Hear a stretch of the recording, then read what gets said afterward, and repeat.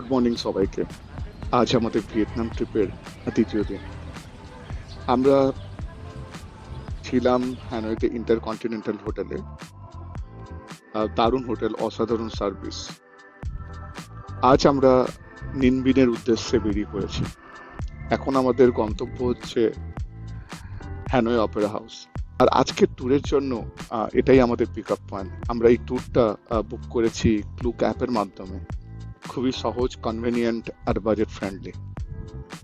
Glück সাধারণত একটি comfortable বাস দেয় আর পিক আপ পয়েন্ট হয় শহরের কোনো পরিচিত জায়গা। আমাদের জন্য সেটা ছিল অপেরা হাউস।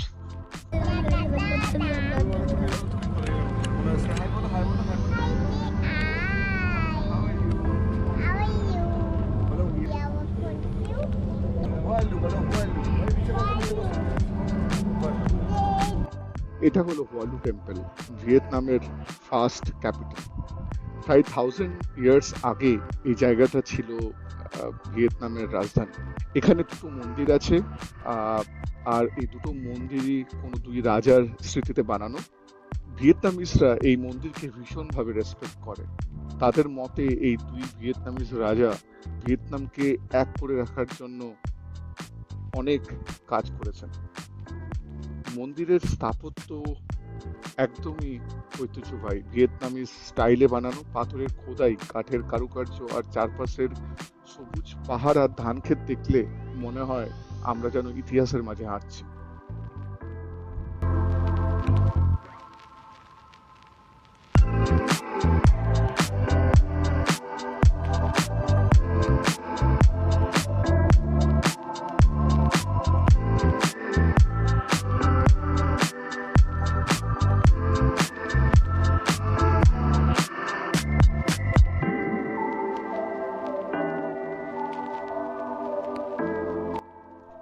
এই জায়গাটার নাম ত্রাঙ্গান, নিনবিনের সবচেয়ে সুন্দর আর জনপ্রিয় জায়গাগুলোর একটা।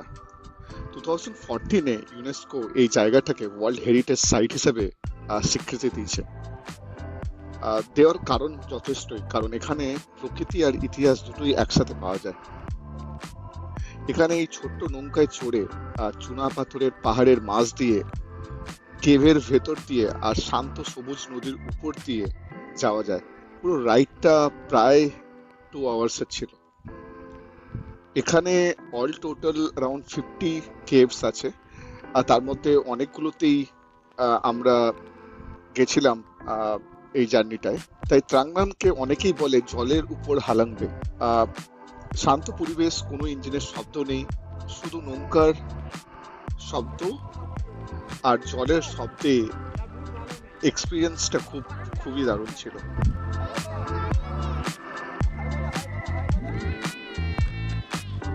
কালে হুয়ালু মন্দিরের 1000 বছরের ইতিহাস ছুঁয়ে দেখলাম, লোকাল ভিয়েতনামিজ খাবার পেটে ভরালাম, সবুজ গ্রামের মধ্যে দিয়ে সাইকেল চালালাম। কিন্তু আজকে স্পেশাল মুহূর্তটা ছিল এই ত্রাঙ্গানের নৌকার রাইড। ছোট্ট একটা নৌকার বসে চুনাপাথরের পাহাড়ের মাঝ দিয়ে, অন্ধকার গুহার ভেতর দিয়ে, শুধু নৌকার শব্দ আর চারপাশের নিস্তব্ধ প্রকৃতি, মনে হচ্ছিল এই মুহূর্তগুলো খুবই স্পেশাল। পৃথিবীটাতে কত সুন্দর হতে পারে তার নিদর্শনই এটা। নিনবিন শুধু একটা জায়গা না, এটা একটা অনুভূতি। যদি কখনো কেউ ভিয়েতনাম আসো, তাহলে এই বোট রাইডটা মিস করবে না। জীবনে একবার হলেও এই অভিজ্ঞতাটা নেওয়া উচিত।